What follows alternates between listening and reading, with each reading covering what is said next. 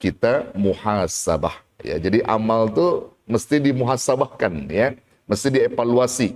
Kalau hari ini kita beramal, misalnya, adakah amal kita yang menyimpang? Ada, mesti dimuhasabahkan.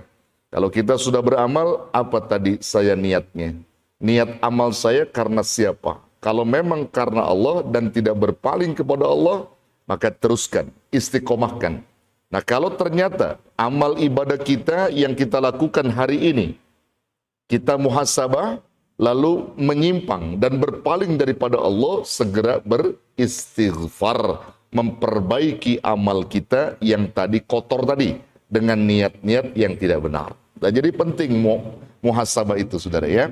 Jadi memang orang-orang yang muhasabah itu orang-orang yang cerdas, yang selalu mengevaluasi dirinya sebelum dievaluasi oleh Allah. Makanya kadang manusia itu merasa dirinya paling saleh, paling ahli ibadah. Dia nggak tahu kalau ibadah yang selama ini dia lakukan dengan letih, dengan susah payah, tapi tidak punya nilai di sisi Allah. Lantaran apa? Karena dia berpaling daripada Allah. Kalau dia beribadah, niatnya bukan karena Allah. Dia beramal bukan karena Allah, tapi ada sesuatu tujuan-tujuan dunia yang dicapainya. Nah, itu yang menjadi masalah. Maka itu pentingnya muhasabah. Dan saya sering kali menyampaikan kepada jamaah, minimal kita sikapi diri kita supaya ibadah kita itu bagus dan terus punya nilai di sisi Allah, mesti ada 3 mim. 3 apa? 3 mim dalam hidup kita. Harus ada 3 mim. Mim pertama, muhasabah. Muhasabah. Mim yang kedua, mujahadah. Mim yang ketiga, muraqabah. Nah, ini penting.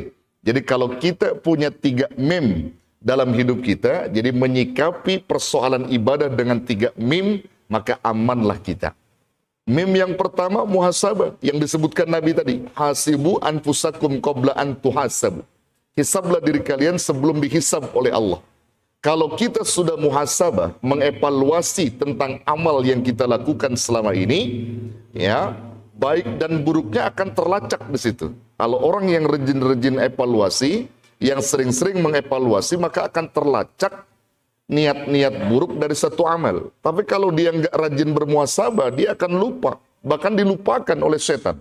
Dilupakan oleh setan, seolah-olah dia banyak amal, tapi justru dapat menyengsarakan dia. Lantaran tadi niatnya bukan karena Allah. Ya, jadi muhasabah itu penting, saudara. Ya, kalau bahasa Rasulullah Shallallahu Alaihi Wasallam dalam satu hadis, ya, apa-apa saja yang perlu dievaluasi pun pernah kita ucapkan pada saat dulu, ya, pernah kita sampaikan pada pertemuan-pertemuan dahulu, betul nggak? Ya, ya, kalau bahasa Rasul itu dalam satu hadis apa? Bahasa hadis. Jadi dalam hadis disebutkan ada 4 yang mesti kita evaluasi. Ya, ada 4 ini. Ini menyangkut tentang perihal-perihal yang ada dalam kehidupan dunia kita, yang kaitannya nanti dengan ibadah.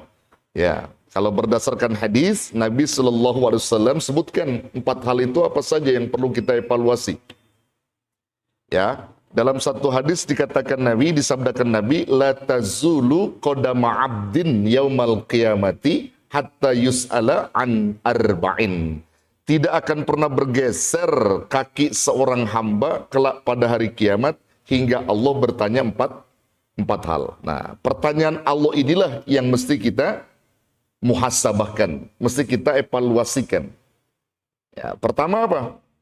An umrihi fima afnahu. Allah bertanya tentang umur yang selama ini umur diberi sama Allah digunakan untuk apa saja tuh umur. Nah, kalau kita berbicara umur, ya, maka berkait juga dengan amal.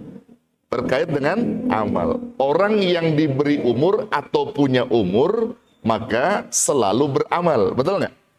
Betul nggak? Antum kan punya umur nih. Ya, dalam keseharian beramal nggak?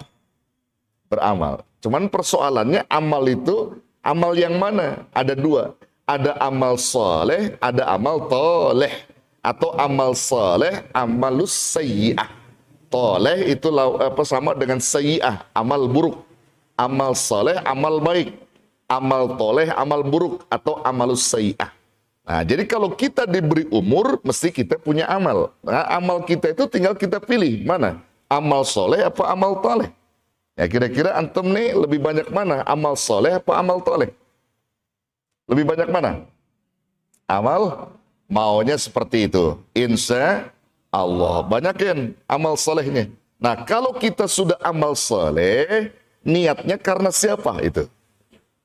Kalau kita niatnya karena mencari dunia, hapus sudah. Gugur sudah. Hilang sudah pahala. Tapi kalau kita niatnya karena Allah dan untuk beribadah semata mengharap ridho Allah, insya Allah akan menghasilkan pahala. Jadi itu yang dikatakan muhasabah. Evaluasi. Amal soleh, lalu niatnya kita evaluasi. Jadi umur ditanya nih. Jadi umur yang diberi sama Allah ditanya.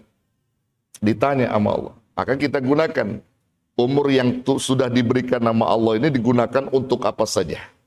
Ada maksiat, ada maksiat, ada ibadah. Ada orang beribadah, bisa dikatakan ibadahnya berisi maksiat. Kalau dia niatnya nggak benar. Tapi ada orang ibadah yang ibadah berisinya amal soleh, itu niatnya benar.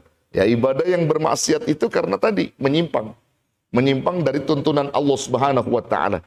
Kunci kita ibadah murni karena Allah itu apa? Ayatnya.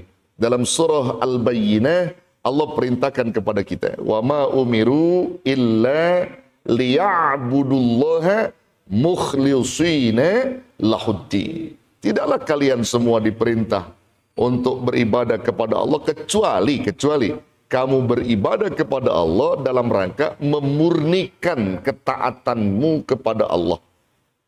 Itulah agama yang lurus, kata Allah. Jadi kalau kamu murni ibadahnya karena Allah, lurus agamamu. Orang kalau sudah pada tingkatan murni ibadah, itu sudah disebut mukhlis, ikhlas. Karena murni itu adalah yang tidak bercampur baur oleh sesuatu yang lain. Murni. Jadi nggak bercampur baur. Nggak bercampur baur dengan sesuatu yang lain. Murni. Satu karena Allah saja. Karena kalau kita bercampur baur dengan sesuatu yang lain, kacau nanti ibadah. Setelah kita muhasabah tentang umur yang berkait dengan amal soleh dan amal toleh, maka kita periksa lagi muhasabah yang kedua. Apa itu? Bukan. Pertanyaan Allah yang nanti bakal ditanya kita itu, yang harus kita muhasabahkan, yaitu an malihi min ainak tasabah wa fima anfaqoh. Ini penting juga. Ini juga menyangkut persoalan ikhlas tidaknya dia beribadah dari tergantung harta dia yang dia punya. Bisa berpengaruh, bisa. Orang itu bisa ikhlas, bisa tidak dalam ibadah, bahkan bisa kotor dalam ibadahnya, atau malas ibadah, atau giat ibadah, tergantung harta yang dia punya. Ya. Wa an malihi, Allah nanti bakal tanya tentang harta yang dititipin nama Allah yang selama ini kamu cari, min ainak tasabah, dari mana kau dapat, wa fima anfaqoh, dan kemana kau salurkan. Dari mana sumbernya? Oh, sumbernya dari yang halal ya Rabb, bagus. Dengan keringat, cucuran keringat kau bekerja, bagus. Halal, enggak nipu, enggak korupsi, enggak. Bagus, kau dapat dengan cara yang halal.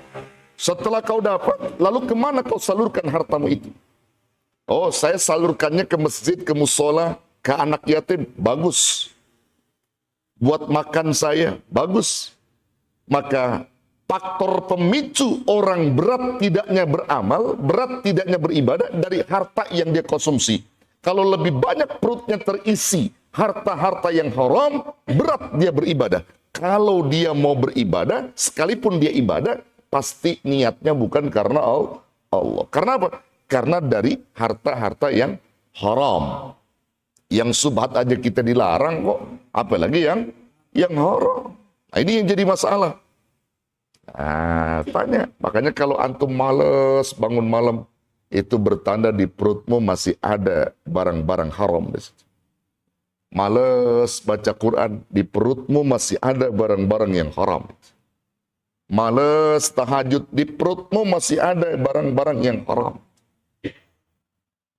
Males duduk di majlis ilmu, di perutmu masih banyak barang-barang yang haram.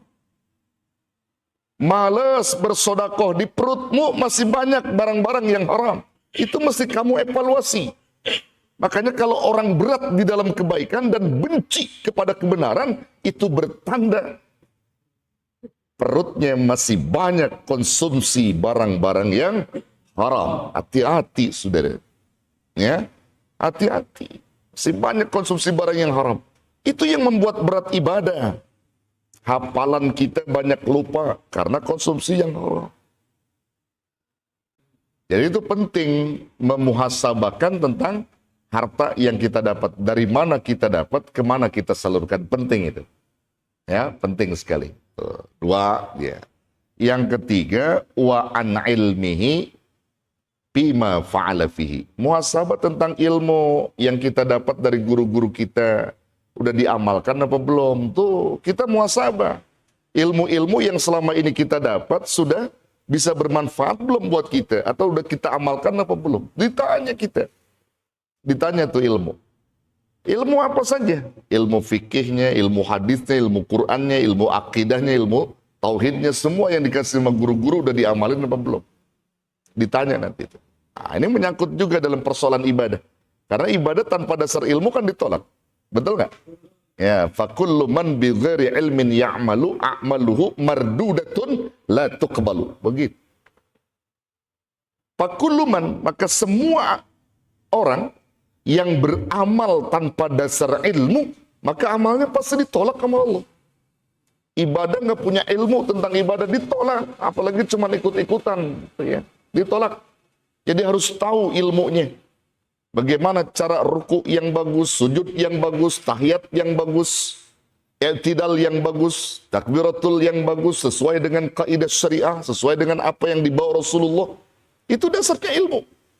Bacaan-bacaannya juga berdasarkan ilmu. Tapi kalau kita ibadah tanpa ada ilmu di situ, mardudah, ditolak sama Allah. La tuqbal, tidak diterima. Nah, itu penting, saudara. Jadi ilmu yang kita cari itu penting. Makanya bersyukur antum bisa duduk di majelis ilmu sekalipun belum mempelajari ilmu-ilmu yang berhubungan dengan ibadah misalnya kita. Antum sudah dikatakan orang berilmu. Dan insya Allah sekalipun Anda keliru di dalam beribadah, antum dimaafkan oleh Allah. Lantaran tadi udah duduk di majelis ilmu. Yang satu saat nanti kiai-kiai, baib semuanya akan menjelaskan itu. Tuh, pentingnya di situ duduk di majelis ilmu. Ilmu ditanya. Umur udah, harta udah, ilmu udah, apa lagi? Nah, wa an jismihi bima ablahu. Tentang jisim. Jisim itu anggota badan nih. Ditanya juga. Ini kaitannya dengan ibadah juga. Anggota badanmu yang selama ini diberikan nama Allah, dititipin nama Allah, digunakan untuk apa saja? Lebih banyak taat apa lebih banyak maksiat? Begitu. Matamu, telingamu, tanganmu, kakimu, semua yang ada itu lebih banyak mana? Maksiat apa taat? Gitu. Mata antum dah. Ya, kita ngitungnya jangan mata yang dari kecil. Sekarang aja dari tadi tuh pagi mata antum tuh begitu bangun tidur sampai malam ini nih lebih banyak mana? Melihat Al-Qur'an apa HP? Ayo, saya tanya. Lebih banyak mana? Melihat Quran apa HP? Tuh, penting muhasabah. Jisim kita itu ditanya sama Allah. Tangan, mata, kaki, lisan, ya, semuanya bakal ditanya sama Allah. Itu berkait semua ibadah. Kalau jisim kita ini kita gunakan lebih banyak ibadah, itu bagus. Tuh, makanya pentingnya muhasabah. Tuh, makanya Nabi bilang hasibu anfusakum qabla an tuhasabu, ya di situ. Ya, hisab diri kita. Sebelum kita dihisab oleh Allah. Itu yang pertama. Kemudian yang kedua, yang kedua apa? Mujahadah. Nah, mujahadah ini penting juga. Mujahadah itu artinya kesungguhan dalam ibadah. Kalau antum nggak sungguh-sungguh sama ibadah, ya susah. Kudu sungguh-sungguh ibadah itu. Kalau orang beribadah nggak sungguh-sungguh, jatuh, saudara. Sungguh-sungguh itu kaitannya dengan semangat, gitu. Semangat dan mengontrol daripada ibadah itu sendiri. Itu sungguh-sungguh dia. Kalau sungguh-sungguh itu nanti kaitannya dengan ilmu. Kalau dia mau ibadah serius, dia dapat ilmunya, dapat dia sungguh-sungguh. Karena dia pengen amal ibadahnya diterima sama Allah. Jadi ada mujahadah di situ, ada kesungguhan di dalam ibadah. Kalau yang sungguh-sungguh ya itu tadi yang akan mendapatkan. Kalau nggak ada mujahadah, ibadah nggak bisa. Harus ada mujahadah. Nah, kalau kita udah mujahadah, ada kesungguhan dalam ibadah, muhasabah udah cakep dah. Tinggal terakhir kunci atau kepastian di mana kita akan nerima balasan dari Allah. Kunci terakhir itu mim terakhir. Apa itu? Muraqabah. Diri kita merasa diawasi sama Allah. Sehingga di situ tidak ada niat-niat busuk kita dalam ibadah. Gak ada niat-niat kotor kita dalam ibadah. Kenapa? Karena Allah ngawasin kita. Kalau kita kagak merasa diawasi sama Allah, ya sudah. Berarti niat kita banyak yang pengen dunia, pengen ini, pengen itu. Allah hilang dengan dia. Kalau dia diawasi Allah, Allah ngontrol saya. Allah pasti melihat saya. Allah maha melihat atas segala sesuatu. Jangankan amal saya, hati saya aja Allah tahu kan gitu. Nah, kita muraqabah, merasa diawasi oleh Allah. Nah, ini kaitannya dengan apa? Hasil diterima tidaknya amal ibadah kita itu karena muraqabah tadi. Ada orang udah muhasabah bagus. Ada orang mujahadah bagus dalam ibadah dan amal bagus dia. Tapi sayang muraqabahnya kagak ada. Itu yang tadi saya bilang, letih-letih beribadah, bercucur keringat dalam amal, tapi nggak punya nilai. Lantaran muraqabahnya kagak ada. Dia nggak merasa diawasi oleh Allah. Sehingga dia melakukan amal ibadah itu mencampuri atau mencampur adukan satu amal kebaikan dengan niat-niat yang tidak benar. Dengan niat-niat yang tidak benar. Itu menjadi kacau, saudara. Makanya Imam Ghazali menasihatkan muridnya, jangan sampai kamu itu beribadah beramal, tapi niat kamu tidak lurus karena Allah. Nggak ada sifat muraqabah di dalam hatimu. Jadi penting muraqabah itu.